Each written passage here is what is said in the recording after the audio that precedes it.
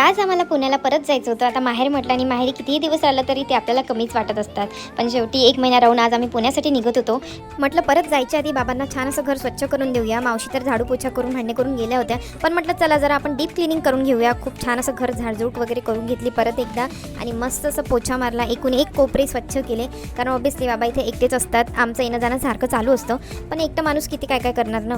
तर म्हटलं चला छान असं घर स्वच्छ करून देऊया. सकाळीच दादासाठी टिफिन करावा लागतो, त्यामुळे मग आमचाही स्वयंपाक आज लवकर करून घेतला होता, कारण मला ही सगळी कामे आटपायची होती आणि परत माझी पॅकिंग वगैरे पण करायची होती. ते पण बिट्टू आणि बाबा मस्त असे खेळत होते. बाबा पण मला जायचं होतं म्हणून आई जशी द्यायची तसंच बाबाही भरून देत होते आणि मला त्यावेळी आईची आठवण येत होती की आई खरंच आपल्याला खूप काय काय द्यायची. प्रत्येक माहेरी असंच असतं ना की मुलगी जेव्हाही परत जाते तेव्हा तिला भरभरून काय काय तिच्यासोबत दिलं जातं. मग दादाने दुपारी बिर्याणी ऑर्डर केली होती, ती बिर्याणी खाल्ली आणि संध्याकाळी परत येताना त्यांनी मस्त असा माझा आवडता कॉर्नर वडापाव आणला होता. मग मी तो खाल्ला आम्ही सगळ्यांनी आणि मी सगळ्यांसाठी स्वयंपाकसुद्धा केला होता रात्रीचा. तेपर्यंत मामा आणि भाचा मस्त असं ड्रॉइंग करत होते.